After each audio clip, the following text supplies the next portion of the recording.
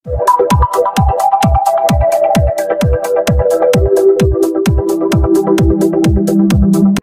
है उसमें कुछ सेक्शंस को एलिमिनेट कर दिया गया, जिसमें basically sale of goods act और पार्टनरशिप एक्ट, ये दोनों एक्ट्स जो हैं ये अपने अलग अलग रिप्लेस हो गए थे। Sale of goods act replace किया गया था जब sale of goods act form में आया, और पार्टनरशिप एक्ट भी जब फॉर्म में आया तो उसको कॉन्ट्रैक्ट एक्ट से हटा दिया गया था। पार्टनरशिप एक्ट को हटाया गया था इन बेसिकली ईयर 1932 और सेल ऑफ गुड्स एक्ट को रिप्लेस किया गया था इन 1930। तो उन दोनों के जितने भी सेक्शंस थे वो कॉन्ट्रैक्ट एक्ट से रिप्लेस कर दिए गए थे। तो हमारा जो कॉन्ट्रैक्ट लॉ है इसमें हम बेसिकली जो पूरा इस कॉन्ट्रैक्ट एक्ट में डिस्कस करेंगे इसके बेसिक प्रिंसिपल्स, जिसमें सेक्शन 1 से सेक्शन 75 में कवर्ड हैं। फिर स्पेसिफिक काइंड ऑफ कॉन्ट्रैक्ट है जो कि मैंने अभी बताया, contract of sale of goods, जो सेक्शन 76 से 123 में है, जो कि अभी रिप्लेस कर दिया गया है, अब वो कॉन्ट्रैक्ट एक्ट का पार्ट नहीं है। फिर हम कवर करेंगे contract of indemnity and guarantee, जो कि सेक्शन 124 से सेक्शन 147 में कवर्ड है। फिर इसमें आएगा contract of bailment and pledge which is covered in section 148 to 181। फिर कॉन्ट्रैक्ट ऑफ एजेंसी है। तो और इसके बाद आता है पार्टनरशिप एक्ट, जो कि मैंने मेंशन ही नहीं किया है अपनी स्लाइड्स में क्योंकि पार्टनरशिप एक्ट पार्ट ही नहीं है इसका। तो अगर हम एक जनरल इंटरप्रिटेशन दें, जनरल अगर हम बात करें कि कॉन्ट्रैक्ट एक्ट शुरू कहाँ से होता है, तो उसके लिए सबसे पहले जानना जरूरी है कि कॉन्ट्रैक्ट शब्द का अर्थ क्या है। अगर हम कॉन्ट्रैक्ट शब्द के अर्थ की बात करें तो उसमें सबसे पहला वर्ड आता है प्रपोजल। प्रपोजल का मतलब होता है प्रस्ताव रखना, ऑफर देना। ऑफर का मतलब होता है जब एक व्यक्ति अपना किसी के सामने प्रस्ताव रख रहा है कि या तो तू ये काम कर ले या फिर उस काम को तू ना कर। जैसे अगर मैं उसको सिंपल सी भाषा में समझाऊं, ए ने बी के सामने ऑफर रखी कि वो अपना स्कूटर बेचना चाहता है 15,000 रुपए के लिए। अब ए ने सिर्फ बी के सामने एक प्रस्ताव रखा है, अभी वो कॉन्ट्रैक्ट नहीं बना है। तो यहाँ पर ए जो है वो प्रस्तावक हो गया जिसने प्रस्ताव रखा, जिसको हम ऑफरर बोलते हैं, और बी जो हो गया वो ऑफरी हो गया जिसके लिए वो प्रस्ताव रखा गया है, जिसके लिए वो ऑफर रखी गई है। तो यहाँ पर ए अपना सिर्फ उसने ऑफर रखा है कि मैं स्कूटर बेचना चाह रहा हूँ 15,000 रुपए के लिए, तो वो एक प्रपोजल रख रहा है। ऑफर को हम प्रपोजल भी बोलते हैं। या फिर अगर हम इसमें डेफिनेशन में जैसे मेंशन्ड है कि या फिर आप मना कर रहे हो कि तू ये काम ना कर। जैसे अगर हम कॉमर्स की बात करें, हमारा मार्केट जो है, कॉमर्स के स्टूडेंट्स को स्पेसिफिकली पता होता है कि मार्केट में बहुत सारा कॉम्पिटिशन रहता है, और जब कॉम्पिटिशन रहता है तो उस कॉम्पिटिशन में बेसिकली बहुत सारे प्लेयर्स हैं जो कॉम्पिटिशन में अपना बिजनेस कर रहे हैं। तो 1 साल तक आप अपनी कोई भी नया प्रोडक्ट लॉन्च नहीं करेंगे, मतलब आप किसी काम को करने के लिए मना कर रहे हो। तो यहाँ पर वो चीज कवर हो गई कि आप मना कर रहे हो, आप किसी व्यक्ति को मना कर रहे हो कि आप ये काम नहीं करोगे। तो बेसिकली ऑफर में आप या तो काम कर रखने का प्रस्ताव करते हो या फिर काम को ना करने का प्रस्ताव रखते हो। जब जिस पर्सन को ऑफर दिया गया है, जब वो उसकी ऑफर को एक्सेप्ट कर लेगा तो वो बन जाता है प्रॉमिस। अभी पीछे जो पर्सन ऑफर रख रहा है, जो पर्सन प्रपोजल रख रहा है, उसे प्रॉमिसर बोलते हैं या ऑफरर बोलते हैं, और जो पर्सन जब उस प्रॉमिसी बोलते हैं। अभी मैंने एक एग्जांपल दिया था स्कूटर का। ए ने बी के सामने ऑफर रखा है स्कूटर बेचने का, तो ए हो गया हमारा प्रॉमिसर, बी हो गया हमारा प्रॉमिसी अगर उस बी उसकी ऑफर को एक्सेप्ट कर लेगा। फिर अब अगर हम बात करें, ए ने स्कूटर का ऑफर रखा है, अगर बी उसको एक्सेप्ट कर लेगा तो ए को स्कूटर के बदले में क्या मिल रहा है? रुपीज। बी को रुपीज के बदले में क्या मिलेगा? स्कूटर। तो basically something for something in return. A को स्कूटर के बदले पैसे मिल गए, बी को पैसे के बदले स्कूटर मिल गया। तो this is known as consideration. कि जब भी कोई भी व्यक्ति आपकी ऑफर को एक्सेप्ट कर लेता है, उस ऑफर में ऐसा कभी नहीं होगा कि आपके उसका ऑब्जेक्ट जो होगा वो कोई पर्टिकुलर थिंग होगी। वो पैसा भी हो सकता है, वो कोई चीज भी हो सकती है। जिस वस्तु के लिए आप ऑफर दे रहे हैं तो उसको कंसिडरेशन बोला जाता है, जिसके लिए सिंपल भाषा में अगर हम बात करें तो उसकी मीनिंग होता है something for something in return. और जब भी प्रॉमिस जो है, प्रॉमिस में जब कंसिडरेशन जुड़ जाए तो वो क्या बन जाता है, हमारा एग्रीमेंट। सामने वाले ने उस प्रस्ताव को एक्सेप्ट कर लिया तो प्रॉमिस बन गया। आप खाने पे जाओगे, किसी के घर जाओगे तो आप डेफिनेटली सी बात है आप कोई ना कोई उसके घर के लिए कुछ गिफ्ट लेकर जाओगे। नॉर्मल है, हम किसी के भी घर जाते हैं तो हम खाली हाथ नहीं जाते हैं, हमारा इंडियन कल्चर है ये। तो उस केस में आप उसके लिए कुछ ना कुछ लेकर जाओगे। आप वहां जा रहे हो, आपको उसने खाना खिलाया, वो आपके लिए कंसिडरेशन हो गया। जिसके घर आप गए उसके घर आप कुछ वस्तु लेकर गए, कुछ उपहार लेकर गए, कुछ गिफ्ट लेकर गए, तो उसके लिए वो कंसिडरेशन हो गया। और जब आपने एक दूसरे का कंसिडरेशन एक्सेप्ट कर लिया, प्रॉमिस में कंसिडरेशन जुड़ गया, तो उसे हम एग्रीमेंट बोलते हैं। जब भी प्रोमिसेस जिसमें कंसिडरेशंस जुड़ जाते हैं और या कंसिडरेशन पार्ट बन जाता है तो उसे हम रेसिप्रोकल प्रोमिसेस बोलते हैं। अब जितने भी एग्रीमेंट्स हैं जिसमें हम लॉ को इन्वॉल्व नहीं कर सकते हैं उसको हम कॉन्ट्रैक्ट नहीं मानते हैं, उनको हम वॉइड एग्रीमेंट्स मानते हैं। जैसे सिंपल सी एग्जांपल मैंने अभी दी थी, ये एक सोशल एग्रीमेंट था जिसमें एक दोस्त ने आपको अपने घर पे बुलाया है एक लंच के लिए या डिनर के लिए। इसी तरह से आपको बर्थडे पार्टी का इनविटेशन आया है, उसमें आप जाओ ना जाओ वो भी एक आपके पास नॉर्मल इनविटेशन है। उसमें ये नहीं है कि अगर आप नहीं जाओगे किसी के यहाँ तो वो आपको कोर्ट ले जाएगा, उसमें आप लीगल इश्यूज को इन्वॉल्व नहीं कर सकते, लीगैलिटी इन्वॉल्व नहीं होती है। तो हर एग्रीमेंट को आप कानून के दायरे में कवर नहीं कर सकते हो, इसीलिए सारे एग्रीमेंट्स जो है वो कॉन्ट्रैक्ट का हिस्सा नहीं बनते हैं। आप मंदिर में गए, आपने मंदिर में वहां के पुजारी से बेसिकली प्रॉमिस किया कि आप आने वाले 1 साल में इस मंदिर की कंस्ट्रक्शन का पूरा खर्चा आप उठाएंगे, लेकिन किसी कारणवश आपकी अपनी वित्तीय मजबूरी रही, फाइनेंशियल आपके कुछ कंस्ट्रेंट्स रहे जिस वजह से आप उस खर्चे को नहीं उठा पाए, तो ऐसा नहीं है कि पंडित जी जो है वो आपके अगेंस्ट कोर्ट में चले जाएंगे, बिकॉज ये एक रिलीजियस एग्रीमेंट था। ठीक है, दोनों पार्टीज की सहमति थी, सब कुछ था, लेकिन जरूरी नहीं है कि वो उसके लिए कोर्ट में चले जाएंगे। तो जो एग्रीमेंट जिसमें सिर्फ लॉ को इन्वॉल्व किया जा सकता है उसको कॉन्ट्रैक्ट बोलते हैं। तो agreement which is enforceable by law, only that agreement becomes a contract. तो अगर हम बात करें कि एक बेसिकली कॉन्ट्रैक्ट बनाने के लिए क्या असेंशियल एलिमेंट्स हैं एक वैलिड कॉन्ट्रैक्ट को बनाने के लिए, तो कोई भी एग्रीमेंट जो कि जिसमें आप लीगैलिटीज को, लीगल फॉर्मेलिटीज को जब आप इन्वॉल्व कर लेते हैं, सिर्फ वही एग्रीमेंट कॉन्ट्रैक्ट बनता है। लेकिन एक एग्रीमेंट को कॉन्ट्रैक्ट बनाने के लिए कुछ एसेंशियल कंडीशंस हैं, कुछ एसेंशियल एलिमेंट्स हैं जिनका फुलफिल होना बहुत ज्यादा जरूरी है, जिसमें सबसे पहला आ जाता है ऑफर और एक्सेप्टेंस, जो हमने अभी पढ़ा भी। अभी मैंने आपको बताया कि सबसे पहले आप ऑफर रखोगे, दूसरी पार्टी उसको एक्सेप्ट करेगी, जब एक्सेप्ट करेगी तो प्रॉमिस बनेगा, और जब प्रॉमिस बन जाएगा, जितने भी प्रॉमिसेस और सेट ऑफ प्रॉमिसेस हैं उसमें जब कंसिडरेशन जुड़ेगा तो उसको एग्रीमेंट कहेंगे। फिर आ जाता है म्यूचुअल कंसेंट। म्यूचुअल कंसेंट का मतलब ये होता है कि दोनों पार्टीज का म्यूचुअल कंसेंट होना बहुत ज्यादा जरूरी है। मैंने शुरू में एग्रीमेंट समझाने के लिए एक एग्जाम्पल दिया था कि आप स्कूटर बेचना चाहते हो, लेकिन अब ए जो बी को स्कूटर बेचना चाह रहा है, उस स्कूटर में बी के, सपोज ए के पास 2 स्कूटर हैं, एक काले रंग का एक सफेद रंग का। अब ए ने यहाँ पे मेंशन नहीं किया, बी सोच रहा है ये मुझे सफेद रंग का स्कूटर बेचेगा, ए सोच रहा है मैं तो काले रंग का बेचूंगा, तो इट मीन्स कि वो म्यूचुअली सेम चीज पे एग्री नहीं हो रहे हैं। तो आपका सेम चीज पर सेम मैनर में एग्री होना बहुत ज्यादा जरूरी है। एग्रीमेंट में लीगल ऑब्लिगेशन जरूर क्रिएट होनी चाहिए। अगर एग्रीमेंट में कोई लीगल ऑब्लिगेशन नहीं क्रिएट हो रही है तो आप उसको कॉन्ट्रैक्ट में कन्वर्ट नहीं कर सकते हो।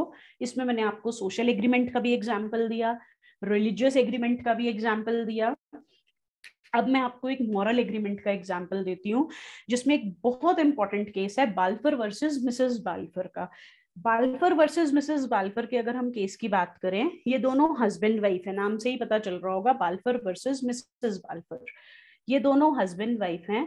अब बाल्फर जो है उस व्यक्ति ने क्या किया, बाल्फर ने अपनी वाइफ को प्रॉमिस किया कि बाल्फर की सबसे पहले जॉब लगी श्रीलंका में। बाल्फर ने अपनी वाइफ को प्रॉमिस किया, मिसेस बाल्फर को, कि मेरी जॉब लग गई है श्रीलंका में, लेकिन मैं क्या करूंगा, मैं ब्रिटेन में आता जाता रहूंगा, अगर आपको मेरे साथ चलना है तो आप चलिए। लेकिन उनकी वाइफ का स्वास्थ्य ठीक नहीं था, हेल्थ कंडीशंस ठीक नहीं थी, तो उनकी वाइफ ने उनके साथ आने से मना कर दिया। उनके मना करने के पश्चात बाल्फर ने प्रॉमिस किया कि आप मेरी पत्नी हैं, मेरी आपकी तरफ एक नैतिक जिम्मेदारी बनती है, और उस नैतिक जिम्मेदारी के तहत मैं आपको $500 महीने का रहन सहन का खर्चा दूंगा। लेकिन किसी कारणवश शुरुआत के दिनों में, शुरुआत के कुछ महीनों में मिस्टर बाल्फर अपनी पत्नी को वो खर्चा देते रहे, लेकिन कुछ टाइम के बाद मिस्टर बाल्फर ने वो खर्चा देना बंद कर दिया।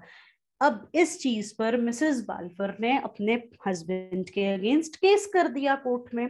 लेकिन कोर्ट में जो जज थे, लॉर्ड एटकिंस, उन्होंने इस केस को तुरंत खारिज कर दिया, और ये बोलते हुए कि आप दोनों अभी पति पत्नी हैं। अगर पति किसी कारणवश आपको खर्चा नहीं दे पाया तो इसका मतलब ये नहीं है कि वाइफ जो है वो कोर्ट में पहुंच जाएगी। ठीक है, एक मॉरल ड्यूटी बनती है हस्बैंड की, उसने एक प्रॉमिस किया था, तो वो एक मॉरल एग्रीमेंट है कि उन्होंने आपको प्रॉमिस किया, लेकिन आप इसके एवज में कोर्ट में नहीं जा सकते हैं, प्रोवाइडेड, क्योंकि आप अभी भी हस्बैंड वाइफ हैं, आप लोगों का डाइवोर्स नहीं हुआ है। अगर यहाँ पे हस्बैंड और वाइफ का डाइवोर्स हो गया होता तो उस स्थिति में बाल्फर को, अपनी वाइफ को, मिसेस बाल्फर को, जो भी उसका रहन सहन का खर्चा था वो लीगली उसको पे करना पड़ता। लेकिन क्योंकि उन दोनों का डाइवोर्स नहीं हुआ था, उनकी मैरिज भी वैलिड थी, तो उस केस में अगर वो नहीं दे पाए तो उस केस में आप कोर्ट का सहारा नहीं ले सकते हैं। फिर आ जाता है फ्री कंसेंट।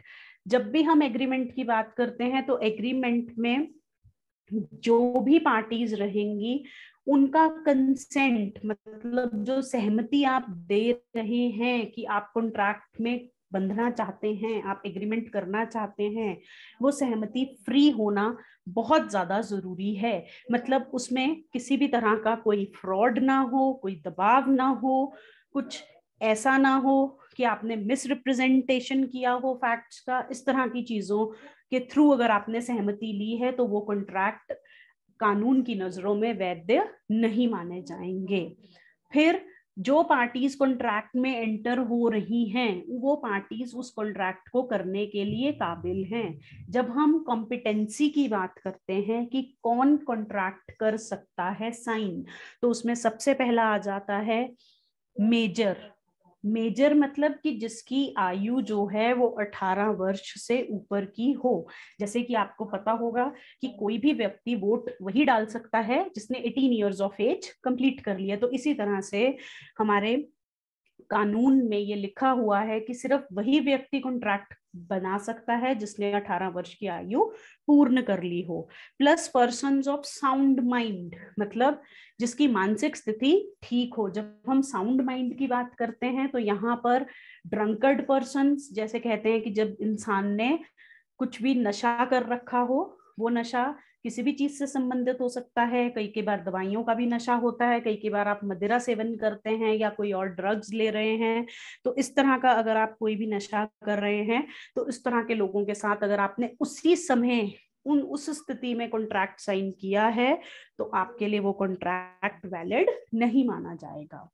दूसरा, कंसिडरेशन हमेशा लीगल होनी चाहिए, लॉफुल होनी चाहिए।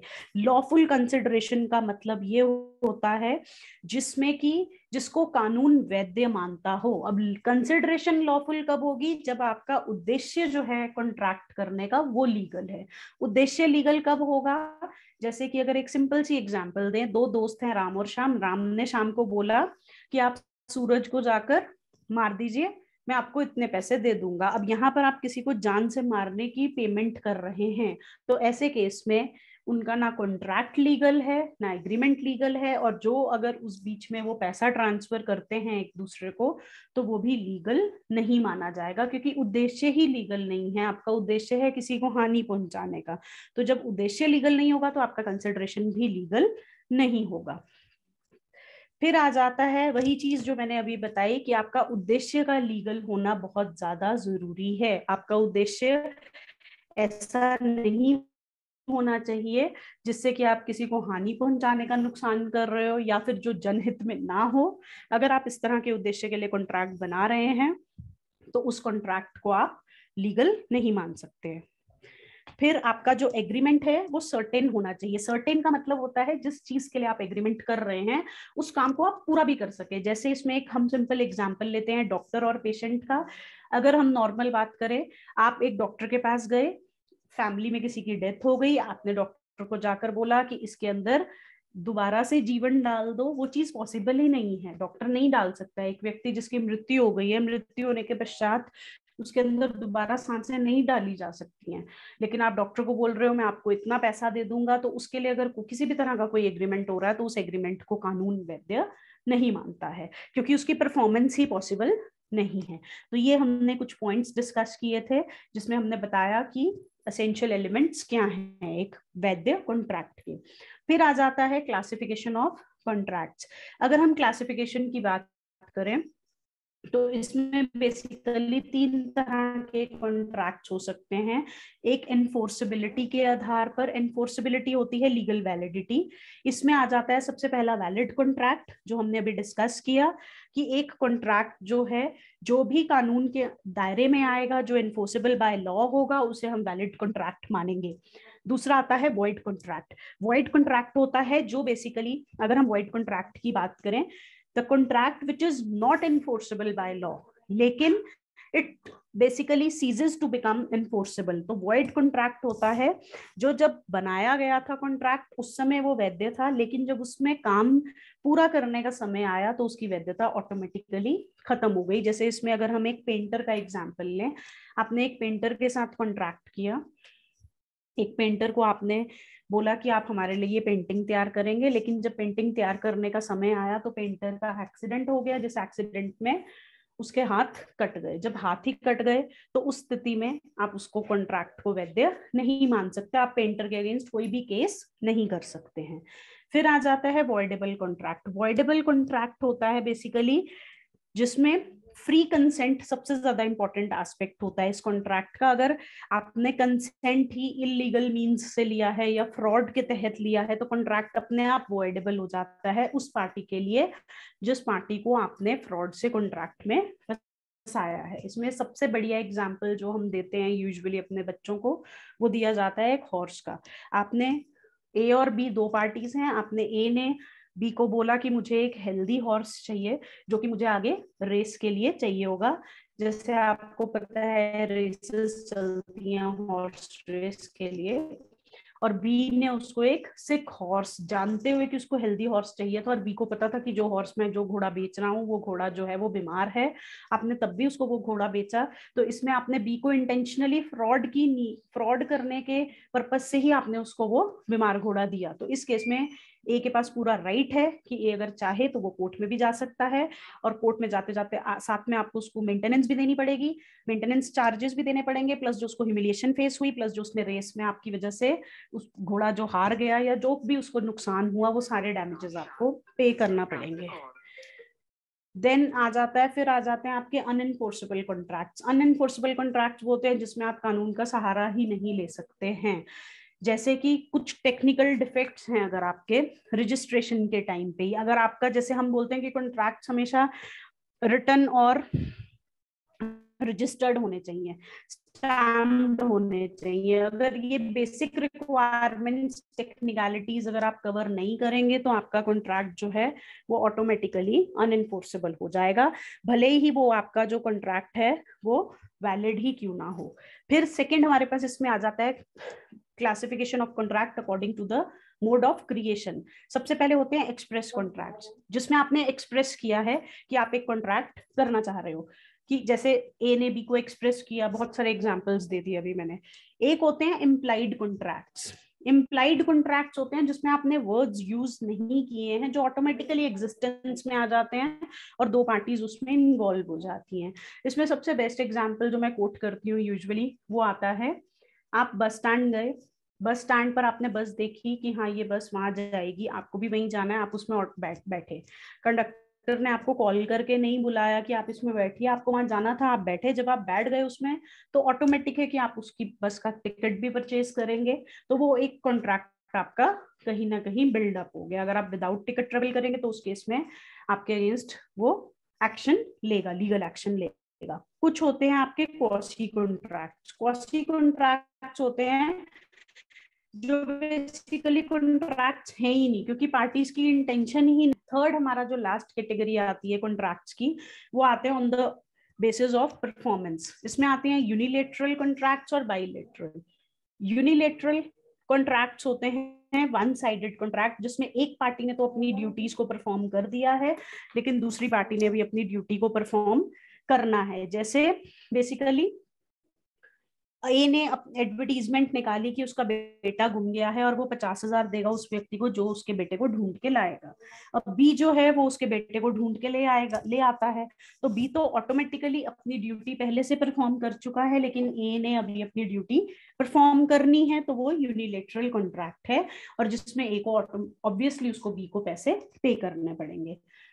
फिर आ जाता है आपका बाइलेटरल कॉन्ट्रैक्ट। बाइलेटरल कॉन्ट्रैक्ट्स होते हैं वो कॉन्ट्रैक्ट्स जिसमें दोनों पार्टीज ने अपना ऑब्लिगेशन जो है वो पूरा कर दिया है। दोनों पार्टीज का ऑब्लिगेशन जो है अभी आउटस्टैंडिंग ही है।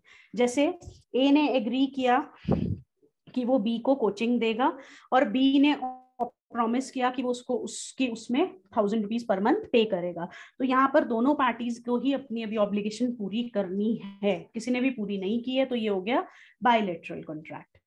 अब अगर हम कॉन्ट्रैक्ट बनाने की बात करते हैं तो कॉन्ट्रैक्ट आपका बनता है ऑफर से और एक्सेप्टेंस से। तो जब हम ऑफर और एक्सेप्टेंस की बात कर रहे हैं तो उस केस में हम इसको डिटेल में स्टडी करेंगे कि ऑफर क्या होती है। अब ऑफर क्या होती है अगर हम बात करें तो ऑफर होता है, सबसे पहले आप एक्सप्रेस कर रहे हो कि आप विलिंग हो किसी काम को करने के लिए, आप एक एक्सप्रेशन दे रहे हो, आप सामने वाले को रोक रहे हो कि तू ये काम ना करे, या फिर दोनों चीजें। तो मैंने 3 तरह से इसको मेंशन किया कि what is basically offer, there must be expression of willingness. दूसरा हो सकता है कि आप विलिंगनेस दिखा रहे हो किसी काम को करने की, या आप सामने वाले को रोकना चाह रहे हो कि तू ये काम ना करियो। और तीसरा आप विलिंगनेस दिखा रहे हो काम को करने की भी और ना भी करने की, दोनों चीजें इकट्ठी भी हो सकती हैं। तो अगर हम रूल्स की बात करें कि what are the rules of a valid offer, तो उस केस में उस केस में बेसिकली क्या होता है, एक ऑफर जो है वो एक्सप्रेस्ड या इम्प्लाइड होना चाहिए। एक्सप्रेस्ड होता है जिसमें आप अपना ऑफर जो है एक्सप्रेस करोगे, बोलोगे, और दूसरा होता है इम्प्लाइड, जिसमें मैंने आपको एग्जांपल दिया था बस स्टैंड वाला।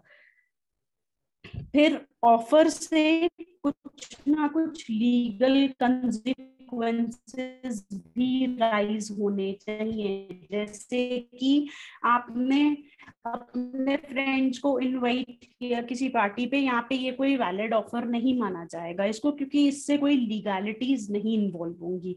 लेकिन जब हम बिजनेस ट्रांजेक्शन में आप फॉर ग्रांटेड, ऑब्वियस सी बात है, फॉर ग्रांटेड है ये कि जो पार्टीज हैं उनको लीगैलिटीज का सामना करना ही पड़ेगा। टर्म्स जो होती हैं ऑफर की वो सर्टेन होनी चाहिए और वेग नहीं होनी चाहिए। वेग मींस कि आपकी जो टर्म्स हैं वो रियल होनी चाहिए, ऑफर की स्पेसिफिक होनी चाहिए। अगर हम इन्विटेशन ऑफ ऑफर की बात करें तो उसे ऑफर नहीं कहा जाएगा। मतलब जैसे आपने एडवर्टीजमेंट निकाली कोई गुड्स को सेल करने की ऑक्शन से, तो उससे ये नहीं है कि आपने ऑफर दे दिया। बेसिकली ये सिर्फ एक इनविटेशन है ऑफर का। जब तक एक्चुअल बिड्स नहीं आएंगी तब तक आपका वो ऑफर नहीं माना जाएगा। फिर आ जाता है ऑफर जो है वो स्पेसिफिक भी हो सकती है और जनरल भी हो सकती है। जनरल स्पेसिफिक ऑफर वही है जिसमें मैंने जैसे अभी बताया, 2 पार्टीज हैं ए और बी, तो उन्होंने ऑफर दिया है एक दूसरे को। स्पेसिफिक ऑफर तो ये हुआ जब आपकी 2 पार्टीज ही इन्वॉल्व हैं। जनरल ऑफर वो होता है, जैसे मैंने अभी एग्जांपल दिया था कि ए ने एडवर्टाइज किया न्यूज़पेपर में कि मेरा बेटा गुम गया है, तो वो जनरल ऑफर हो गया। इसमें जनरल ऑफर में बेसिकली जो उस ऑफर को एक्सेप्ट कर लेगा, जो उसका बेटा ले आया तो ए के लिए ऑब्लिगेशन हो गया कि उसको पे करना ही पड़ेगा। ऑफर जो है वो ऑफरी को कम्युनिकेट जरूर होनी चाहिए। बेसिकली इसमें क्या है, अगर ऑफर के बारे में पता ही नहीं है ऑफरी को, तो ना ही कोई एक्सेप्टेंस हुआ और ना ही कोई कॉन्ट्रैक्ट हुआ। मतलब आपको पता ही नहीं था कि आपको रिवॉर्ड दिया जाएगा, कि अगर आप एक पर्टिकुलर क्रिमिनल को पकड़वा देते हो, लेकिन आपने उस क्रिमिनल को पकड़ा और आप पुलिस के पास ले गए, तो आप उस केस में रिवॉर्ड को एक्सेप्ट रिवॉर्ड को क्लेम नहीं कर सकते हो, क्योंकि आपने तो वो ऑफर एक्सेप्ट ही नहीं करी, बिकॉज आप अवेयर ही नहीं थे उस चीज के। तो ऑफर जो है उसमें, एक ऑफर को बनाने के लिए इन सब टर्म्स एंड कंडीशंस को ध्यान में रखना बहुत ज्यादा जरूरी है। अब ऑफर ऐसा नहीं है आपने ऑफर रखी तो वो ऑफर चलती ही चली जाएगी, वो ऑफर कभी ना कभी लैप्स भी होगी या रिवोकेशन भी होगा। तो उस केस में एक ऑफर एक पर्टिकुलर टाइम के बाद ऑटोमेटिकली लैप्स माना जाता है, मतलब कि खत्म माना जाता है। एक रीजनेबल टाइम होता है हर ऑफर का। तो एक ऑफर खत्म हो जाती है अगर उसका एक्सेप्टेंस जो है वो रीजनेबल प्रिस्क्राइब्ड टाइम के अंदर कम्युनिकेट नहीं किया गया है। दूसरा, एक ऑफर तब भी खत्म मानी जाती है जब आपने उसमें बेसिकली ए ने बी के सामने वर्ड्स मना कर दे, बोल के मना कर दे, या फिर आप मेल कर दो, या जैसे भी ऑफर रखी गई थी।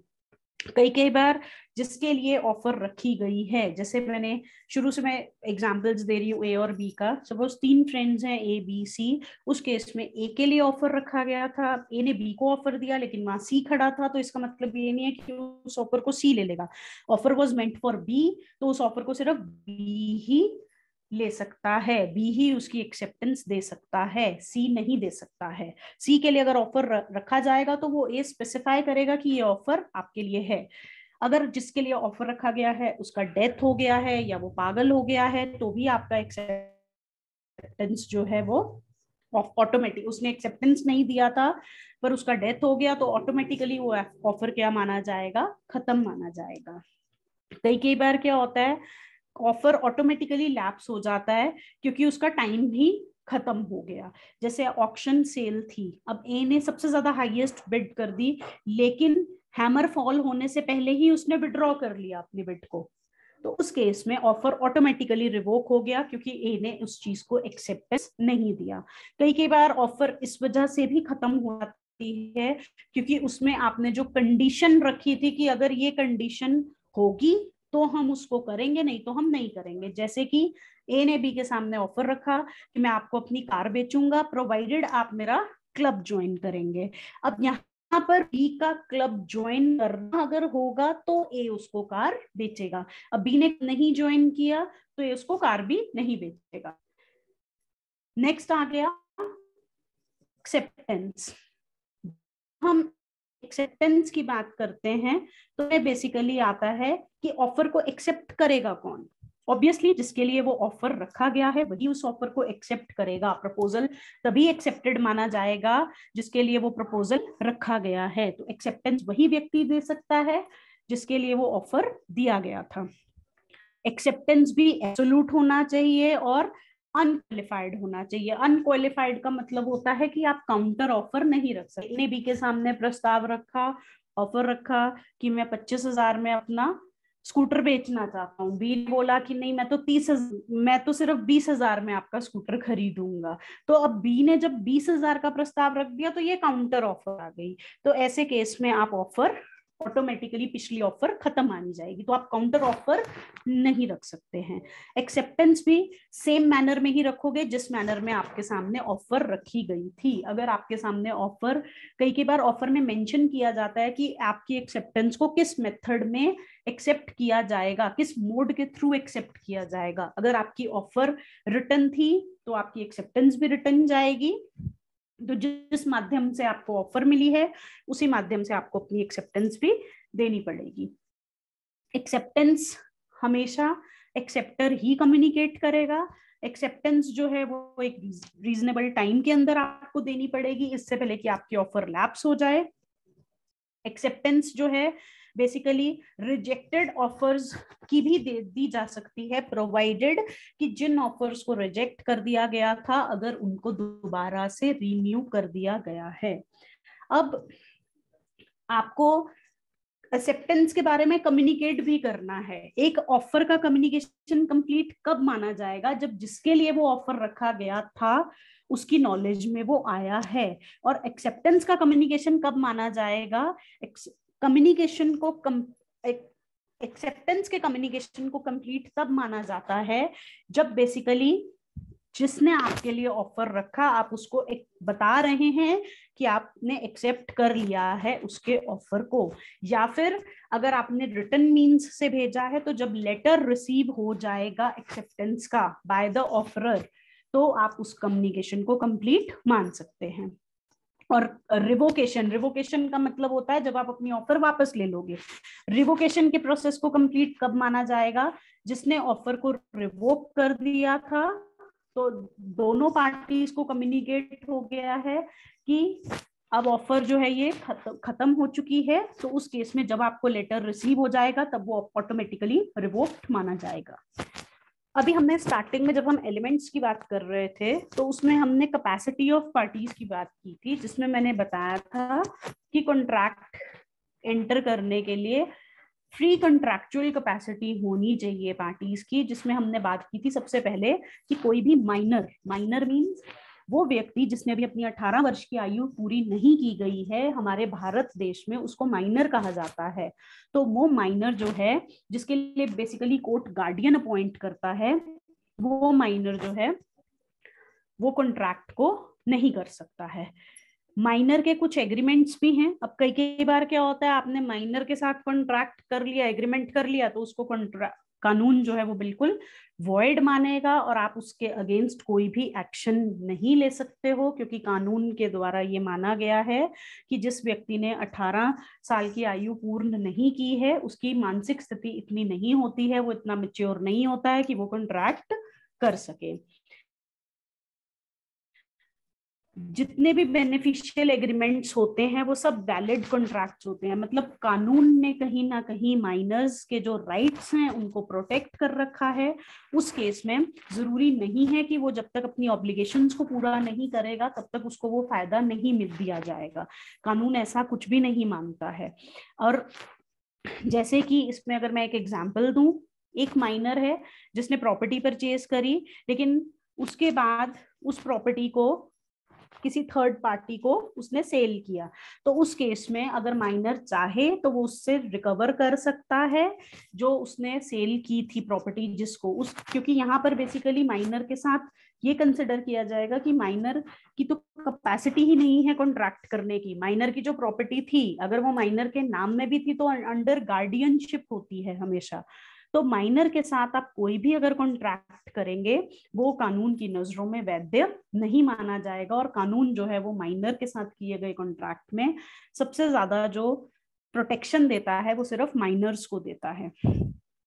बेसिकली इसमें कोई भी अगर हम रूल ऑफ एस्टॉपेल की बात करें वो नहीं होता है। अगर हम बात करें कि अगर माइनर ने मेजॉरिटी की एज अटेन कर ली है तो ऑटोमेटिकली माइनर का एग्रीमेंट जो है वो नल और वॉइड हो जाएगा। मतलब अगर आपने सपोज कोई एडवांस दे दिया था माइनर को ड्यूरिंग हिज माइनॉरिटी, लेकिन आपने उससे प्रॉमिस लिया है कि आप उसको पे बैक करोगे, और लेकिन वो उसकी एज जो है अब मेजर की हो गई है, तो आप उसके अगेंस्ट उस केस में भी एक्शन नहीं ले सकते हो, क्योंकि कानून ये देखता है कि जब कॉन्ट्रैक्ट में एंटर हुआ था तब बेसिकली आपने उसकी एज व्यक्ति की क्या थी।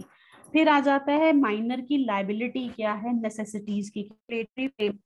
Subject in NEP BCom first semester, and most likely this would be series in five lectures which would cover the whole syllabus of NEP, which would cover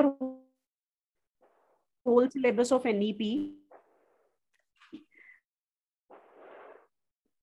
And the first lecture which I am going to cover today, I'll be covering first act of this basically contract जो है वो start हुआ था। Basically अगर हम उसके origin की बात करें तो लॉ ऑफ कॉन्ट्रैक्ट स्टार्ट हुआ था 1872 1 सितंबर से इसकी जो मेन स्कीम थी एक्ट की, जो जनरल प्रिंसिपल्स हैं, इसमें दो तरह के एक्ट्स थे इस लॉ में। पहले ओल्ड लॉ था और एक न्यू लॉ था। जब हम ओल्ड लॉ की बात करें तो ओल्ड लॉ में जो हिस्टोरिकल सेक्शन 1 से लेके सेक्शन 266 तक सारे सेक्शंस को कवर किया जाता था, लेकिन जो प्रेजेंट कॉन्ट्रैक्ट एक्ट है उसमें कुछ सेक्शंस को एलिमिनेट कर दिया गया, जिसमें basically sale of goods act और पार्टनरशिप एक्ट, ये दोनों एक्ट्स जो हैं ये अपने अलग अलग रिप्लेस हो गए थे। Sale of goods act replace किया गया था जब sale of goods act form में आया, और पार्टनरशिप एक्ट भी जब फॉर्म में आया तो उसको कॉन्ट्रैक्ट एक्ट से हटा दिया गया था। पार्टनरशिप एक्ट को हटाया गया था इन बेसिकली ईयर 1932 और सेल ऑफ गुड्स एक्ट को रिप्लेस किया गया था इन 1930। तो उन दोनों के जितने भी सेक्शंस थे वो कॉन्ट्रैक्ट एक्ट से रिप्लेस कर दिए गए थे। तो हमारा जो कॉन्ट्रैक्ट लॉ है इसमें हम बेसिकली जो पूरा इस कॉन्ट्रैक्ट एक्ट में डिस्कस करेंगे इसके बेसिक प्रिंसिपल्स, जिसमें सेक्शन 1 से सेक्शन 75 में कवर्ड हैं। फिर स्पेसिफिक काइंड ऑफ कॉन्ट्रैक्ट है जो कि मैंने अभी बताया, contract of sale of goods, जो सेक्शन 76 से 123 में है, जो कि अभी रिप्लेस कर दिया गया है, अब वो कॉन्ट्रैक्ट एक्ट का पार्ट नहीं है। फिर हम कवर करेंगे contract of indemnity and guarantee, जो कि सेक्शन 124 से सेक्शन 147 में कवर्ड है। फिर इसमें आएगा contract of bailment and pledge which is covered in section 148 to 181। फिर कॉन्ट्रैक्ट ऑफ एजेंसी है। तो और इसके बाद आता है पार्टनरशिप एक्ट, जो कि मैंने मेंशन ही नहीं किया है अपनी स्लाइड्स में क्योंकि पार्टनरशिप एक्ट पार्ट ही नहीं है इसका। तो अगर हम एक जनरल इंटरप्रिटेशन दें, जनरल अगर हम बात करें कि कॉन्ट्रैक्ट एक्ट शुरू कहाँ से होता है, तो उसके लिए सबसे पहले जानना जरूरी है कि कॉन्ट्रैक्ट शब्द का अर्थ क्या है। अगर हम कॉन्ट्रैक्ट शब्द के अर्थ की बात करें तो उसमें सबसे पहला वर्ड आता है प्रपोजल। प्रपोजल का मतलब होता है प्रस्ताव रखना, ऑफर देना। ऑफर का मतलब होता है जब एक व्यक्ति अपना किसी के सामने प्रस्ताव रख रहा है कि या तो तू ये काम कर ले या फिर उस काम को तू ना कर। जैसे अगर मैं उसको सिंपल सी भाषा में समझाऊं, ए ने बी के सामने ऑफर रखी कि वो अपना स्कूटर बेचना चाहता है 15,000 रुपए के लिए। अब ए ने सिर्फ बी के सामने एक प्रस्ताव रखा है, अभी वो कॉन्ट्रैक्ट नहीं बना है। तो यहाँ पर ए जो है वो प्रस्तावक हो गया जिसने प्रस्ताव रखा, जिसको हम ऑफरर बोलते हैं, और बी जो हो गया वो ऑफरी हो गया जिसके लिए वो प्रस्ताव रखा गया है, जिसके लिए वो ऑफर रखी गई है। तो यहाँ पर ए अपना सिर्फ उसने ऑफर रखा है कि मैं स्कूटर बेचना चाह रहा हूँ 15,000 रुपए के लिए, तो वो एक प्रपोजल रख रहा है। ऑफर को हम प्रपोजल भी बोलते हैं। या फिर अगर हम इसमें डेफिनेशन में जैसे मेंशन्ड है कि या फिर आप मना कर रहे हो कि तू ये काम ना कर। जैसे अगर हम कॉमर्स की बात करें, हमारा मार्केट जो है, कॉमर्स के स्टूडेंट्स को स्पेसिफिकली पता होता है कि मार्केट में बहुत सारा कॉम्पिटिशन रहता है, और जब कॉम्पिटिशन रहता है तो उस कॉम्पिटिशन में बेसिकली बहुत सारे प्लेयर्स हैं जो कॉम्पिटिशन में अपना बिजनेस कर रहे हैं। तो 1 साल तक आप अपनी कोई भी नया प्रोडक्ट लॉन्च नहीं करेंगे, मतलब आप किसी काम को करने के लिए मना कर रहे हो। तो यहाँ पर वो चीज कवर हो गई कि आप मना कर रहे हो, आप किसी व्यक्ति को मना कर रहे हो कि आप ये काम नहीं करोगे। तो बेसिकली ऑफर में आप या तो काम कर रखने का प्रस्ताव करते हो या फिर काम को ना करने का प्रस्ताव रखते हो। जब जिस पर्सन को ऑफर दिया गया है, जब वो उसकी ऑफर को एक्सेप्ट कर लेगा तो वो बन जाता है प्रॉमिस। अभी पीछे जो पर्सन ऑफर रख रहा है, जो पर्सन प्रपोजल रख रहा है, उसे प्रॉमिसर बोलते हैं या ऑफरर बोलते हैं, और जो पर्सन जब उस प्रॉमिसी बोलते हैं। अभी मैंने एक एग्जांपल दिया था स्कूटर का। ए ने बी के सामने ऑफर रखा है स्कूटर बेचने का, तो ए हो गया हमारा प्रॉमिसर, बी हो गया हमारा प्रॉमिसी अगर उस बी उसकी ऑफर को एक्सेप्ट कर लेगा। फिर अब अगर हम बात करें, ए ने स्कूटर का ऑफर रखा है, अगर बी उसको एक्सेप्ट कर लेगा तो ए को स्कूटर के बदले में क्या मिल रहा है? रुपीज। बी को रुपीज के बदले में क्या मिलेगा? स्कूटर। तो basically something for something in return. A को स्कूटर के बदले पैसे मिल गए, बी को पैसे के बदले स्कूटर मिल गया। तो this is known as consideration. कि जब भी कोई भी व्यक्ति आपकी ऑफर को एक्सेप्ट कर लेता है, उस ऑफर में ऐसा कभी नहीं होगा कि आपके उसका ऑब्जेक्ट जो होगा वो कोई पर्टिकुलर थिंग होगी, वो पैसा भी हो सकता है, वो कोई चीज भी हो सकती है जिस वस्तु के लिए आप ऑफर दे रहे हैं, तो उसको कंसिडरेशन बोला जाता है। जिसके लिए सिंपल भाषा में अगर हम बात करें तो उसकी मीनिंग होता है something for something in return. और जब भी प्रॉमिस जो है, प्रॉमिस में जब कंसिडरेशन जुड़ जाए तो वो क्या बन जाता है, हमारा एग्रीमेंट। सामने वाले ने उस प्रस्ताव को एक्सेप्ट कर लिया तो प्रॉमिस बन गया। आप खाने पे जाओगे, किसी के घर जाओगे तो आप डेफिनेटली सी बात है आप कोई ना कोई उसके घर के लिए कुछ गिफ्ट लेकर जाओगे। नॉर्मल है, हम किसी के भी घर जाते हैं तो हम खाली हाथ नहीं जाते हैं, हमारा इंडियन कल्चर है ये। तो उस केस में आप उसके लिए कुछ ना कुछ लेकर जाओगे। आप वहां जा रहे हो, आपको उसने खाना खिलाया, वो आपके लिए कंसिडरेशन हो गया। जिसके घर आप गए उसके घर आप कुछ वस्तु लेकर गए, कुछ उपहार लेकर गए, कुछ गिफ्ट लेकर गए, तो उसके लिए वो कंसिडरेशन हो गया। और जब आपने एक दूसरे का कंसिडरेशन एक्सेप्ट कर लिया, प्रॉमिस में कंसिडरेशन जुड़ गया, तो उसे हम एग्रीमेंट बोलते हैं। जब भी प्रोमिसेस जिसमें कंसिडरेशंस जुड़ जाते हैं और या कंसिडरेशन पार्ट बन जाता है तो उसे हम रेसिप्रोकल प्रोमिसेस बोलते हैं।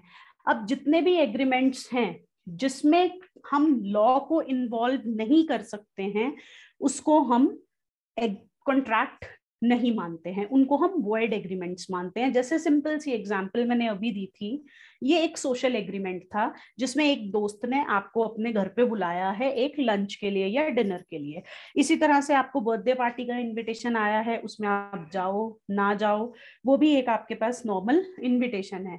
उसमें ये नहीं है कि अगर आप नहीं जाओगे किसी के यहाँ तो वो आपको कोर्ट ले जाएगा, उसमें आप लीगल इश्यूज को इन्वॉल्व नहीं कर सकते, लीगैलिटी इन्वॉल्व नहीं होती है। तो हर एग्रीमेंट को आप कानून के दायरे में कवर नहीं कर सकते हो, इसीलिए सारे एग्रीमेंट्स जो है वो कॉन्ट्रैक्ट का हिस्सा नहीं बनते हैं। आप मंदिर में गए, आपने मंदिर में वहां के पुजारी से बेसिकली प्रॉमिस किया कि आप आने वाले 1 साल में इस मंदिर की कंस्ट्रक्शन का पूरा खर्चा आप उठाएंगे, लेकिन किसी कारणवश आपकी अपनी वित्तीय मजबूरी रही, फाइनेंशियल आपके कुछ कंस्ट्रेंट्स रहे जिस वजह से आप उस खर्चे को नहीं उठा पाए, तो ऐसा नहीं है कि पंडित जी जो है वो आपके अगेंस्ट कोर्ट में चले जाएंगे, बिकॉज ये एक रिलीजियस एग्रीमेंट था। ठीक है, दोनों पार्टीज की सहमति थी, सब कुछ था, लेकिन जरूरी नहीं है कि वो उसके लिए कोर्ट में चले जाएंगे। तो जो एग्रीमेंट जिसमें सिर्फ लॉ को इन्वॉल्व किया जा सकता है उसको कॉन्ट्रैक्ट बोलते हैं। तो agreement which is enforceable by law, only that agreement becomes a contract. तो अगर हम बात करें कि एक बेसिकली कॉन्ट्रैक्ट बनाने के लिए क्या असेंशियल एलिमेंट्स हैं एक वैलिड कॉन्ट्रैक्ट को बनाने के लिए, तो कोई भी एग्रीमेंट जो कि जिसमें आप लीगैलिटीज को, लीगल फॉर्मेलिटीज को जब आप इन्वॉल्व कर लेते हैं, सिर्फ वही एग्रीमेंट कॉन्ट्रैक्ट बनता है। लेकिन एक एग्रीमेंट को कॉन्ट्रैक्ट बनाने के लिए कुछ एसेंशियल कंडीशंस हैं, कुछ एसेंशियल एलिमेंट्स हैं जिनका फुलफिल होना बहुत ज्यादा जरूरी है, जिसमें सबसे पहला आ जाता है ऑफर और एक्सेप्टेंस, जो हमने अभी पढ़ा भी।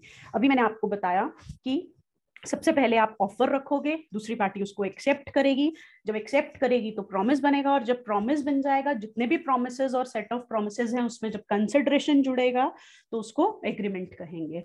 फिर आ जाता है म्यूचुअल कंसेंट। म्यूचुअल कंसेंट का मतलब ये होता है कि दोनों पार्टीज का म्यूचुअल कंसेंट होना बहुत ज्यादा जरूरी है। मैंने शुरू में एग्रीमेंट समझाने के लिए एक एग्जाम्पल दिया था कि आप स्कूटर बेचना चाहते हो, लेकिन अब ए जो बी को स्कूटर बेचना चाह रहा है, उस स्कूटर में बी के, सपोज ए के पास 2 स्कूटर है, एक काले रंग का एक सफेद रंग का। अब ए ने यहाँ पे मेंशन नहीं किया, बी सोच रहा है ये मुझे सफेद रंग का स्कूटर बेचेगा, ए सोच रहा है मैं तो काले रंग का बेचूंगा, तो इट मीन्स कि वो म्यूचुअली सेम चीज पे एग्री नहीं हो रहे हैं। तो आपका सेम चीज पर सेम मैनर में एग्री होना बहुत ज्यादा जरूरी है। एग्रीमेंट में लीगल ऑब्लिगेशन जरूर क्रिएट होनी चाहिए। अगर एग्रीमेंट में कोई लीगल ऑब्लिगेशन नहीं क्रिएट हो रही है तो आप उसको कॉन्ट्रैक्ट में कन्वर्ट नहीं कर सकते हो। इसमें मैंने आपको सोशल एग्रीमेंट का भी एग्जांपल दिया, रिलीजियस एग्रीमेंट का भी एग्जांपल दिया। अब मैं आपको एक मॉरल एग्रीमेंट का एग्जांपल देती हूँ, जिसमें एक बहुत इंपॉर्टेंट केस है बाल्फर वर्सेस मिसेस बाल्फर का। बाल्फर वर्सेस मिसेस बाल्फर के अगर हम केस की बात करें, ये दोनों हस्बैंड वाइफ है, नाम से ही पता चल रहा होगा, बाल्फर वर्सेस मिसेस बाल्फर। ये दोनों हस्बैंड वाइफ हैं। अब बाल्फर जो है उस व्यक्ति ने क्या किया, बाल्फर ने अपनी वाइफ को प्रॉमिस किया कि बाल्फर की सबसे पहले जॉब लगी श्रीलंका में। बाल्फर ने अपनी वाइफ को प्रॉमिस किया, मिसेस बाल्फर को, कि मेरी जॉब लग गई है श्रीलंका में, लेकिन मैं क्या करूंगा, मैं ब्रिटेन में आता जाता रहूंगा, अगर आपको मेरे साथ चलना है तो आप चलिए। लेकिन उनकी वाइफ का स्वास्थ्य ठीक नहीं था, हेल्थ कंडीशंस ठीक नहीं थी, तो उनकी वाइफ ने उनके साथ आने से मना कर दिया। उनके मना करने के पश्चात बाल्फर ने प्रॉमिस किया कि आप मेरी पत्नी हैं, मेरी आपकी तरफ एक नैतिक जिम्मेदारी बनती है, और उस नैतिक जिम्मेदारी के तहत मैं आपको $500 महीने का रहन सहन का खर्चा दूंगा।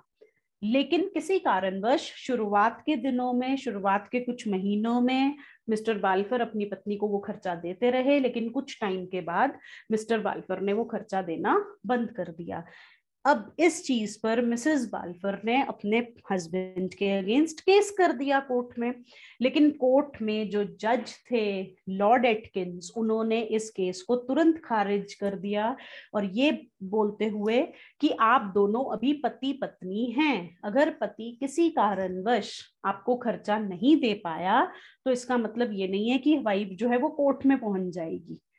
ठीक है, एक मॉरल ड्यूटी बनती है हस्बैंड की, उसने एक प्रॉमिस किया था, तो वो एक मॉरल एग्रीमेंट है कि उन्होंने आपको प्रॉमिस किया, लेकिन आप इसके एवज में कोर्ट में नहीं जा सकते हैं, प्रोवाइडेड, क्योंकि आप अभी भी हस्बैंड वाइफ हैं, आप लोगों का डाइवोर्स नहीं हुआ है। अगर यहाँ पे हस्बैंड और वाइफ का डाइवोर्स हो गया होता तो उस स्थिति में बाल्फर को अपनी वाइफ को, मिसेस बाल्फर को, जो भी उसका रहन सहन का खर्चा था वो लीगली उसको पे करना पड़ता। लेकिन क्योंकि उन दोनों का डाइवोर्स नहीं हुआ था, उनकी मैरिज भी वैलिड थी, तो उस केस में अगर वो नहीं दे पाए तो उस केस में आप कोर्ट का सहारा नहीं ले सकते हैं। फिर आ जाता है फ्री कंसेंट। जब भी हम एग्रीमेंट की बात करते हैं तो एग्रीमेंट में जो भी पार्टीज रहेंगी उनका कंसेंट, मतलब जो सहमति आप दे रहे हैं कि आप कॉन्ट्रैक्ट में बंधना चाहते हैं, आप एग्रीमेंट करना चाहते हैं, वो सहमति फ्री होना बहुत ज्यादा जरूरी है। मतलब उसमें किसी भी तरह का कोई फ्रॉड ना हो, कोई दबाव ना हो, कुछ ऐसा ना हो कि आपने मिस रिप्रेजेंटेशन किया हो फैक्ट्स का। इस तरह की चीजों के थ्रू अगर आपने सहमति ली है तो वो कॉन्ट्रैक्ट कानून की नजरों में वैध नहीं माने जाएंगे। फिर जो पार्टीज कॉन्ट्रैक्ट में एंटर हो रही हैं वो पार्टीज उस कॉन्ट्रैक्ट को करने के लिए काबिल हैं। जब हम कॉम्पिटेंसी की बात करते हैं कि कौन कॉन्ट्रैक्ट कर सकता है साइन, तो उसमें सबसे पहला आ जाता है मेजर। मेजर मतलब कि जिसकी आयु जो है वो 18 वर्ष से ऊपर की हो। जैसे कि आपको पता होगा कि कोई भी व्यक्ति वोट वही डाल सकता है जिसने 18 इयर्स ऑफ एज कंप्लीट कर लिया। तो इसी तरह से हमारे कानून में ये लिखा हुआ है कि सिर्फ वही व्यक्ति कॉन्ट्रैक्ट बना सकता है जिसने 18 वर्ष की आयु पूर्ण कर ली हो। Plus persons of sound mind, मतलब जिसकी मानसिक स्थिति ठीक हो। जब हम साउंड माइंड की बात करते हैं तो यहाँ पर ड्रंकर्ड पर्सन्स, जैसे कहते हैं कि जब इंसान ने कुछ भी नशा कर रखा हो, वो नशा किसी भी चीज से संबंधित हो सकता है, कई बार दवाइयों का भी नशा होता है, कई बार आप मदिरा सेवन करते हैं या कोई और ड्रग्स ले रहे हैं। तो इस तरह का अगर आप कोई भी नशा कर रहे हैं तो इस तरह के लोगों के साथ अगर आपने उसी समय उस स्थिति में कॉन्ट्रैक्ट साइन किया है तो आपके लिए वो कॉन्ट्रैक्ट वैलिड नहीं माना जाएगा। दूसरा, कंसिडरेशन हमेशा लीगल होनी चाहिए, लॉफुल होनी चाहिए। लॉफुल कंसिडरेशन का मतलब ये होता है जिसमें कि जिसको कानून वैध मानता हो। अब कंसिडरेशन लॉफुल कब होगी? जब आपका उद्देश्य जो है कॉन्ट्रैक्ट करने का वो लीगल है। उद्देश्य लीगल कब होगा? जैसे कि अगर एक सिंपल सी एग्जांपल दें, दो दोस्त हैं राम और श्याम। राम ने श्याम को बोला कि आप सूरज को जाकर मार दीजिए, मैं आपको इतने पैसे दे दूंगा। अब यहाँ पर आप किसी को जान से मारने की पेमेंट कर रहे हैं, तो ऐसे केस में उनका ना कॉन्ट्रैक्ट लीगल है ना एग्रीमेंट लीगल है, और जो अगर उस बीच में वो पैसा ट्रांसफर करते हैं एक दूसरे को तो वो भी लीगल नहीं माना जाएगा, क्योंकि उद्देश्य ही लीगल नहीं है। आपका उद्देश्य है किसी को हानि पहुंचाने का, तो जब उद्देश्य लीगल नहीं होगा तो आपका कंसिडरेशन भी लीगल नहीं होगा। फिर आ जाता है वही चीज जो मैंने अभी बताई कि आपका उद्देश्य का लीगल होना बहुत ज्यादा जरूरी है। आपका उद्देश्य ऐसा नहीं होना चाहिए जिससे कि आप किसी को हानि पहुंचाने का नुकसान कर रहे हो या फिर जो जनहित में ना हो। अगर आप इस तरह के उद्देश्य के लिए कॉन्ट्रैक्ट बना रहे हैं तो उस कॉन्ट्रैक्ट को आप लीगल नहीं मान सकते। फिर आपका जो एग्रीमेंट है वो सर्टेन होना चाहिए। सर्टेन का मतलब होता है जिस चीज के लिए आप एग्रीमेंट कर रहे हैं उस काम को आप पूरा भी कर सके। जैसे इसमें एक हम सिंपल एग्जांपल लेते हैं डॉक्टर और पेशेंट का। अगर हम नॉर्मल बात करें, आप एक डॉक्टर के पास गए, फैमिली में किसी की डेथ हो गई, आपने डॉक्टर को जाकर बोला कि इसके अंदर दोबारा से जीवन डाल दो, वो चीज पॉसिबल ही नहीं है, डॉक्टर नहीं डाल सकता। एक व्यक्ति जिसकी मृत्यु हो गई है, मृत्यु होने के पश्चात उसके अंदर दोबारा सांसें नहीं डाली जा सकती हैं, लेकिन आप डॉक्टर को बोल रहे हो मैं आपको इतना पैसा दे दूंगा, तो उसके लिए अगर किसी भी तरह का कोई एग्रीमेंट हो रहा है तो उस एग्रीमेंट को कानून वैध नहीं मानता है, क्योंकि उसकी परफॉर्मेंस ही पॉसिबल नहीं है। तो ये हमने कुछ पॉइंट्स डिस्कस किए थे जिसमें हमने बताया कि एसेंशियल एलिमेंट्स क्या हैं एक वैध कॉन्ट्रैक्ट के। फिर आ जाता है क्लासिफिकेशन ऑफ कॉन्ट्रैक्ट्स। अगर हम क्लासिफिकेशन की बात करें तो इसमें बेसिकली 3 तरह के कॉन्ट्रैक्ट्स हो सकते हैं। एक एनफोर्सेबिलिटी के आधार पर, एनफोर्सेबिलिटी होती है लीगल वैलिडिटी। इसमें आ जाता है सबसे पहला वैलिड कॉन्ट्रैक्ट जो हमने अभी डिस्कस किया कि एक कॉन्ट्रैक्ट जो है जो भी कानून के दायरे में आएगा, जो एनफोर्सेबल बाय लॉ होगा, उसे हम वैलिड कॉन्ट्रैक्ट मानेंगे। दूसरा आता है वॉइड कॉन्ट्रैक्ट। वॉइड कॉन्ट्रैक्ट होता है जो बेसिकली, अगर हम वॉइड कॉन्ट्रैक्ट की बात करें, the contract which is not enforceable by law लेकिन it basically ceases to become enforceable। तो void contract होता है जो जब बनाया गया था कॉन्ट्रैक्ट उस समय वो वैध था, लेकिन जब उसमें काम पूरा करने का समय आया तो उसकी वैधता ऑटोमेटिकली खत्म हो गई। जैसे इसमें अगर हम एक पेंटर का एग्जांपल लें, आपने एक पेंटर के साथ कॉन्ट्रैक्ट किया, एक पेंटर को आपने बोला कि आप हमारे लिए ये पेंटिंग तैयार करेंगे, लेकिन जब पेंटिंग तैयार करने का समय आया तो पेंटर का एक्सीडेंट हो गया, जिस एक्सीडेंट में उसके हाथ कट गए। जब हाथ ही कट गए तो उस स्थिति में आप उसको कॉन्ट्रैक्ट को वैध नहीं मान सकते, आप पेंटर के अगेंस्ट कोई भी केस नहीं कर सकते हैं। फिर आ जाता है वॉइडेबल कॉन्ट्रैक्ट। वॉइडेबल कॉन्ट्रैक्ट होता है बेसिकली जिसमें फ्री कंसेंट सबसे ज्यादा इंपॉर्टेंट एस्पेक्ट होता है इस कॉन्ट्रैक्ट का। अगर आपने कंसेंट ही इलीगल मींस से लिया है या फ्रॉड के तहत लिया है तो कॉन्ट्रैक्ट अपने आप वॉइडेबल हो जाता है उस पार्टी के लिए जिस पार्टी को आपने फ्रॉड से कॉन्ट्रैक्ट में फंसाया है। इसमें सबसे बढ़िया एग्जांपल जो हम देते हैं यूजुअली अपने बच्चों को, वो दिया जाता है एक हॉर्स का। आपने ए और बी दो पार्टीज हैं, आपने ए ने बी को बोला कि मुझे एक हेल्दी हॉर्स चाहिए जो कि मुझे आगे रेस के लिए चाहिए होगा।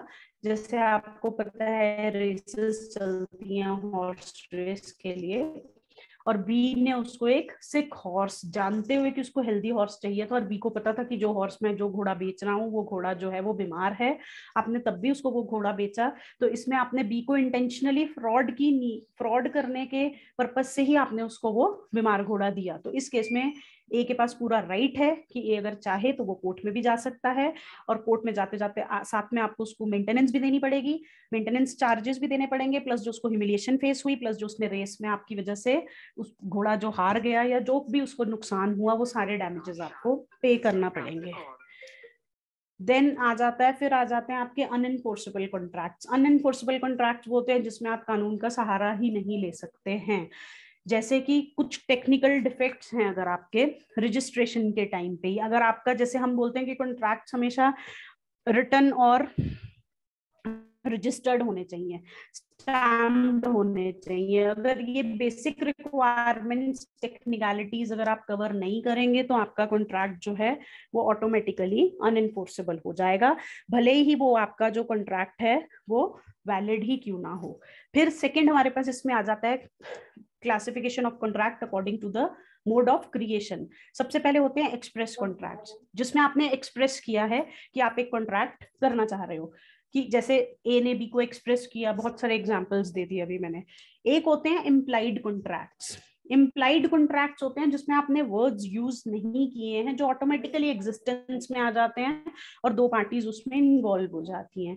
इसमें सबसे बेस्ट एग्जांपल जो मैं कोट करती हूँ यूजुअली वो आता है, आप बस स्टैंड गए, बस स्टैंड पर आपने बस देखी कि हाँ ये बस वहां जाएगी, आपको भी वहीं जाना है, आप उसमें बैठे, कंडक्टर ने आपको कॉल करके नहीं बुलाया कि आप इसमें बैठिए, आपको वहां जाना था, आप बैठे, जब आप बैठ गए उसमें तो ऑटोमेटिक है कि आप उसकी बस का टिकट भी परचेज करेंगे, तो वो एक कॉन्ट्रैक्ट आपका कहीं ना कहीं बिल्डअप हो गया। अगर आप विदाउट टिकट ट्रेवल करेंगे तो उस केस में आपके अगेंस्ट वो एक्शन लेगा, लीगल एक्शन लेगा। कुछ होते हैं आपके क्वासी कॉन्ट्रैक्ट्स। क्वासी कॉन्ट्रैक्ट्स होते हैं जो बेसिकली कॉन्ट्रैक्ट्स है ही नहीं, क्योंकि पार्टीज की इंटेंशन ही। थर्ड हमारा जो लास्ट कैटेगरी आती है कॉन्ट्रैक्ट्स की, वो आते हैं on the basis of performance. इसमें आते हैं यूनिलेटरल कॉन्ट्रैक्ट्स और बाइलेटरल।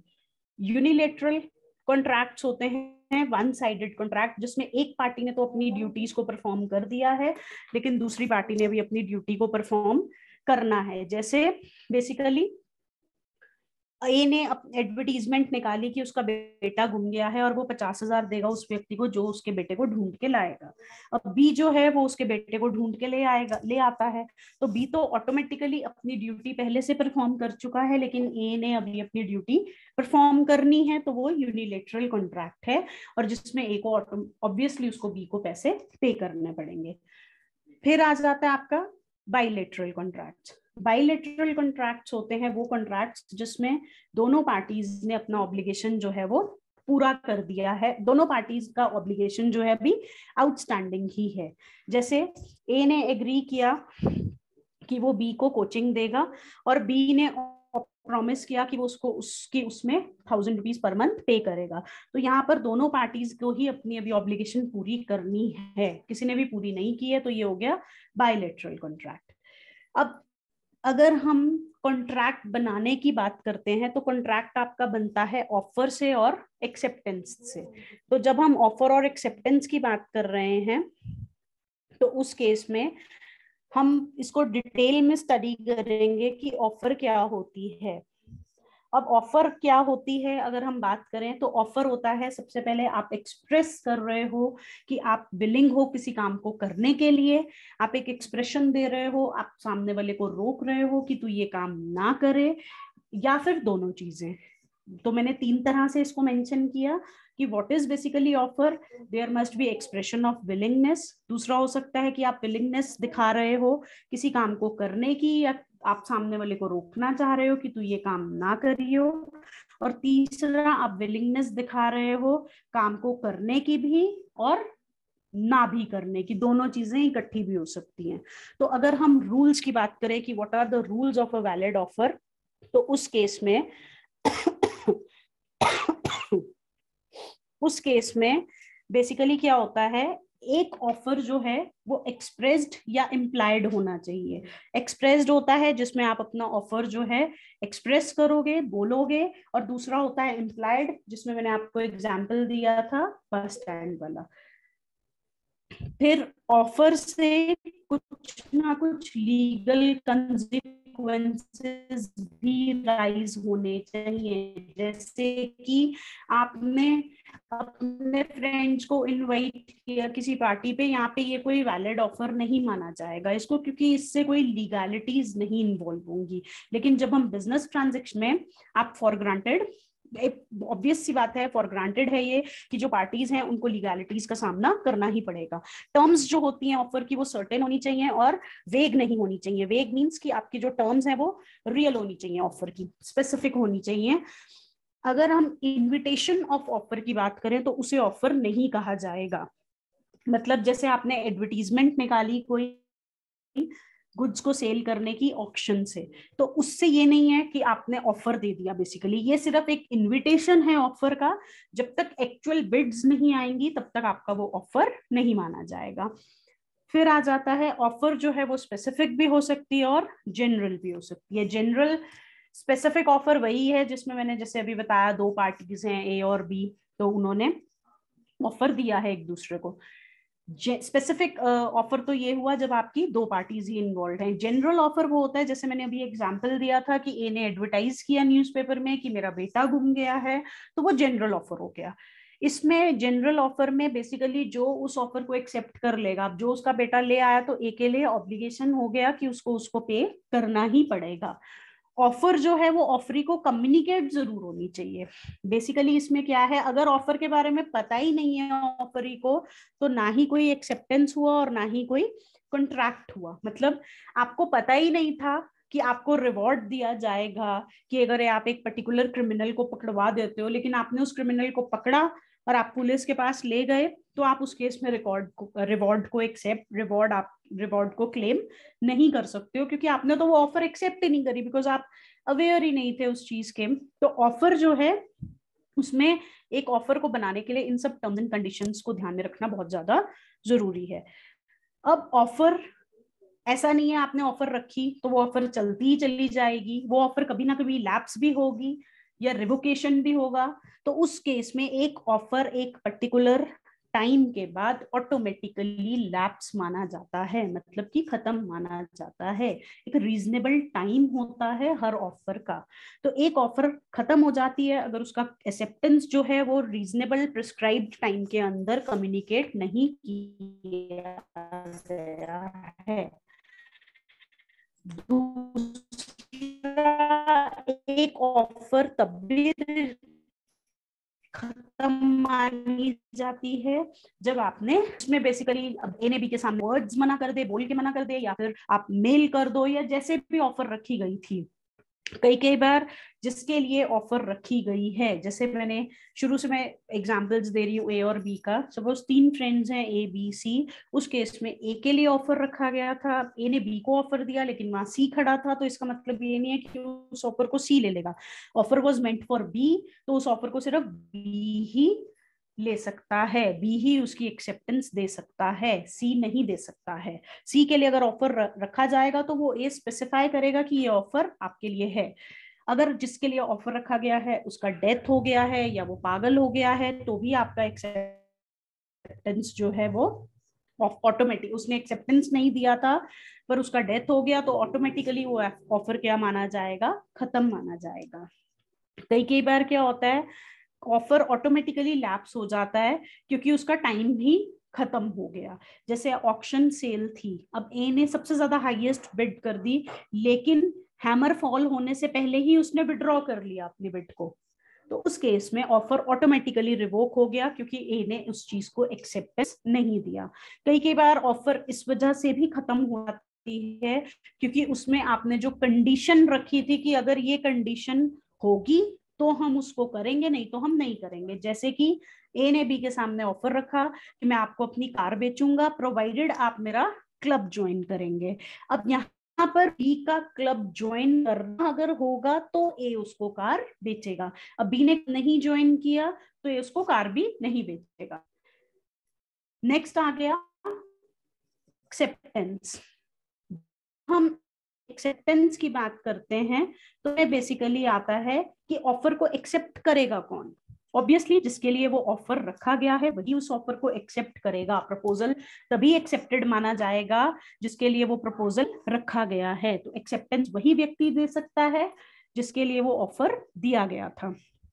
एक्सेप्टेंस भी एब्सोल्यूट होना चाहिए और अनक्वालिफाइड होना चाहिए। अनक्वालिफाइड का मतलब होता है कि आप काउंटर ऑफर नहीं रख सकते। ने बी के सामने प्रस्ताव रखा, ऑफर रखा कि मैं 25,000 में अपना स्कूटर बेचना चाहता हूँ। बी बोला कि नहीं, मैं तो सिर्फ 20,000 में आपका स्कूटर खरीदूंगा। तो अब बी ने जब 20,000 का प्रस्ताव रख दिया तो ये काउंटर ऑफर आ गई। तो ऐसे केस में आप ऑफर ऑटोमेटिकली पिछली ऑफर खत्म मानी जाएगी, तो आप काउंटर ऑफर नहीं रख सकते हैं। एक्सेप्टेंस भी सेम मैनर में ही रखोगे जिस मैनर में आपके सामने ऑफर रखी गई थी। अगर आपके सामने ऑफर, कई बार ऑफर में मेंशन किया जाता है कि आपकी एक्सेप्टेंस को किस मेथड में एक्सेप्ट किया जाएगा, किस मोड के थ्रू एक्सेप्ट किया जाएगा। अगर आपकी ऑफर रिटर्न थी तो आपकी एक्सेप्टेंस भी रिटर्न जाएगी। तो जिस माध्यम से आपको ऑफर मिली है उसी माध्यम से आपको अपनी एक्सेप्टेंस भी देनी पड़ेगी।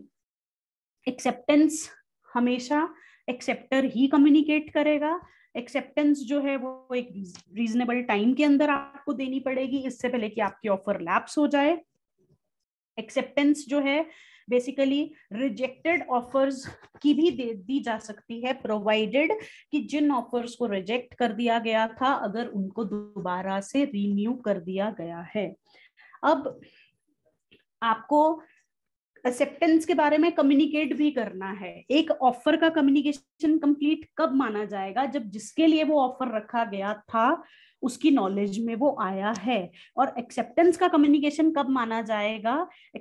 कम्युनिकेशन को एक्सेप्टेंस के कम्युनिकेशन को कंप्लीट तब माना जाता है जब बेसिकली जिसने आपके लिए ऑफर रखा आप उसको एक बता रहे हैं कि आपने एक्सेप्ट कर लिया है उसके ऑफर को, या फिर अगर आपने रिटन मीन्स से भेजा है तो जब लेटर रिसीव हो जाएगा एक्सेप्टेंस का बाय द ऑफरर तो आप उस कम्युनिकेशन को कंप्लीट मान सकते हैं।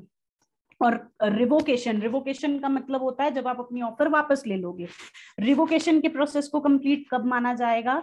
जिसने ऑफर को रिवोक कर दिया था तो दोनों पार्टीज को कम्युनिकेट हो गया है कि अब ऑफर जो है ये खत्म हो चुकी है, तो उस केस में जब आपको लेटर रिसीव हो जाएगा तब वो ऑटोमेटिकली रिवोक्ड माना जाएगा।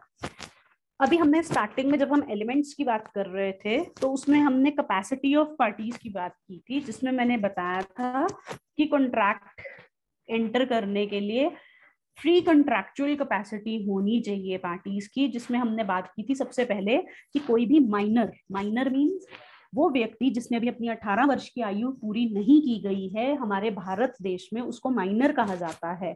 तो वो माइनर जो है जिसके लिए बेसिकली कोर्ट गार्डियन अपॉइंट करता है, वो माइनर जो है वो कॉन्ट्रैक्ट को नहीं कर सकता है।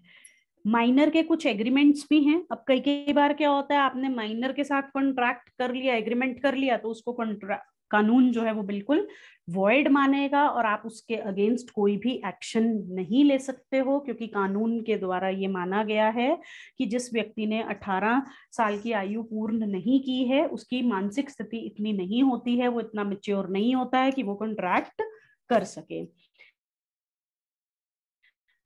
जितने भी बेनिफिशियल एग्रीमेंट्स होते हैं वो सब वैलिड कॉन्ट्रैक्ट्स होते हैं, मतलब कानून ने कहीं ना कहीं माइनर्स के जो राइट्स हैं उनको प्रोटेक्ट कर रखा है। उस केस में जरूरी नहीं है कि वो जब तक अपनी ऑब्लिगेशंस को पूरा नहीं करेगा तब तक उसको वो फायदा नहीं मिल दिया जाएगा। कानून ऐसा कुछ भी नहीं मानता है।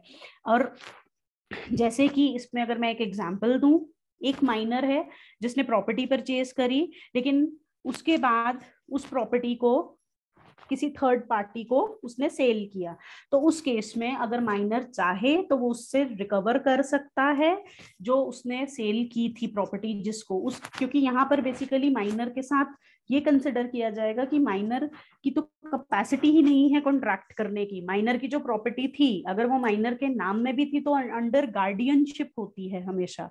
तो माइनर के साथ आप कोई भी अगर कॉन्ट्रैक्ट करेंगे वो कानून की नजरों में वैध नहीं माना जाएगा, और कानून जो है वो माइनर के साथ किए गए कॉन्ट्रैक्ट में सबसे ज्यादा जो प्रोटेक्शन देता है वो सिर्फ माइनर्स को देता है। बेसिकली इसमें कोई भी अगर हम रूल ऑफ एस्टॉपेल की बात करें वो नहीं होता है। अगर हम बात करें कि अगर माइनर ने मेजॉरिटी की एज अटेन कर ली है तो ऑटोमेटिकली माइनर का एग्रीमेंट जो है वो नल और वॉइड हो जाएगा। मतलब अगर आपने सपोज कोई एडवांस दे दिया था माइनर को ड्यूरिंग हिज माइनॉरिटी, लेकिन आपने उससे प्रॉमिस लिया है कि आप उसको पे बैक करोगे, और लेकिन वो उसकी एज जो है अब मेजर की हो गई है, तो आप उसके अगेंस्ट उस केस में भी एक्शन नहीं ले सकते हो, क्योंकि कानून ये देखता है कि जब कॉन्ट्रैक्ट में एंटर हुआ था तब बेसिकली आपने उसकी एज व्यक्ति की क्या थी। फिर आ जाता है माइनर की लायबिलिटी क्या है, नेसेसिटीज की। Subscribe now and press the bell icon, never miss an update.